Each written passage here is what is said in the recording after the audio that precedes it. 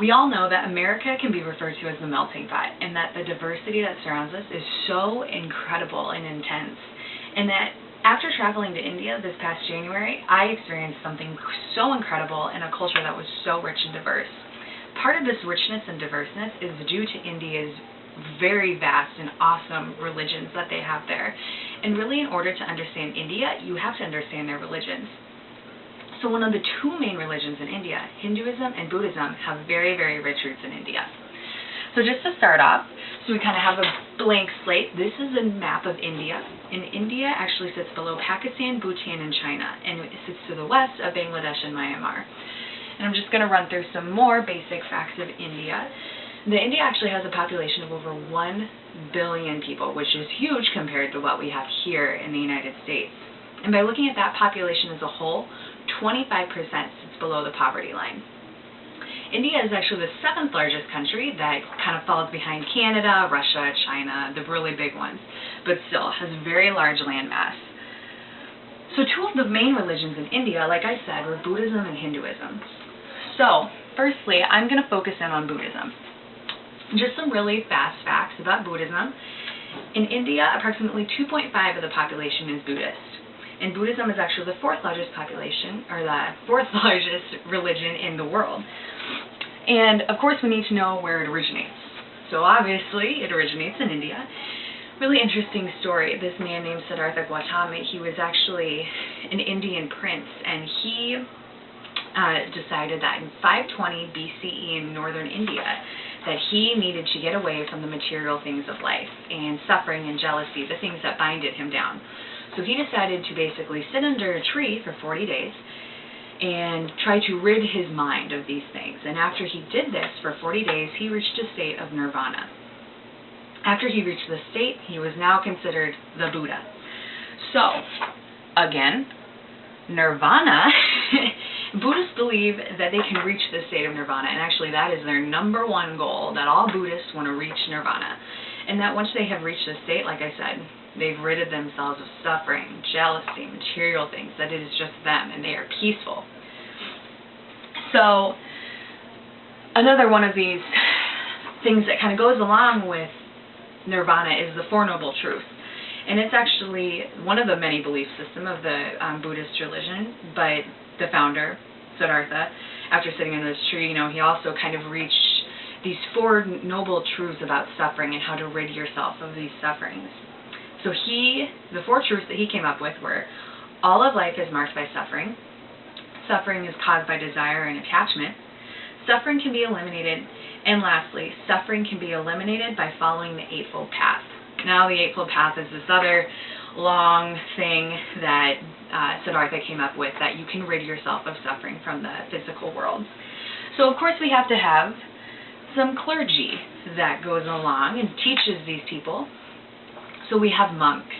And these men have dedicated their whole life to reaching the state of nirvana and helping others and, setting an example, just kind of like priests do for us. And when we were at some of these temples, we saw so many monks, and they were wonderful, and really just a really beautiful, beautiful religion that I got to experience.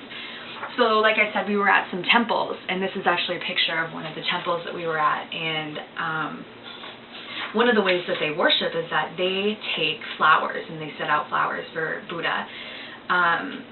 And like I said, they go to the temples to pray and they worship. And like I said, monks are all around the temple. It's really beautiful. So this picture was actually taken at one of the most sacred places in India. It was actually taken where the Bodhi tree is found. And the Bodhi tree is where Siddhartha sat under for 40 days and reached nirvana. That was amazing. And we also went to a place called Sarnath. It was Deer Park in northern India. And this is where Buddha gave his first 2 sermons. So kind of like us going to Israel and seeing where Jesus gave sermons, Sermon on the Mount, kind of stuff like that. Next, we're going to kind of zone in on Hinduism. So, again, just some basic facts. Hinduism is actually the oldest religion in the world, which I don't think a lot of people realize. It's because I didn't realize it. And its religion, or its origin, is really based way, way back, like 1500 BC, and it was so far back that no one really knows who founded the religion. But they do have the Bhagavad Gita. So the Bhagavad Gita is what can be related to our Bible.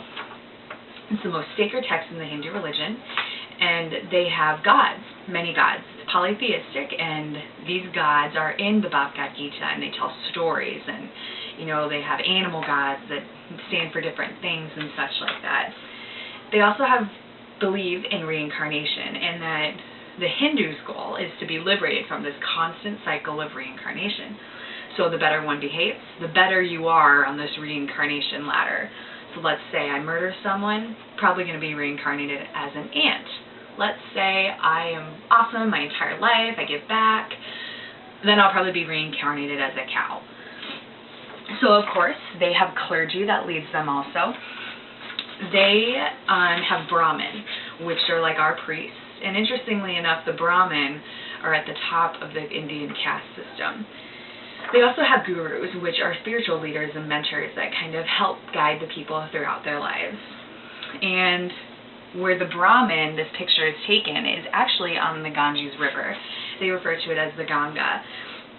It's the most sacred river in all of India for Hindus, and they go there to bathe and cleanse themselves. And it is absolutely incredible to see thousands and thousands of Indians bathing in this water. It's beautiful. So, from Buddhism to Hinduism and all its specifics in between, this culture and its religion is really, really quite remarkable. And for me to be able to experience that was even more incredible. And the roots of these religions are so richly engraved in all of India that it makes a huge impact on all of the people that live there. The culture of India's religion for me can kind of be related to ice cream. It's rich, and somehow I always come back wanting more.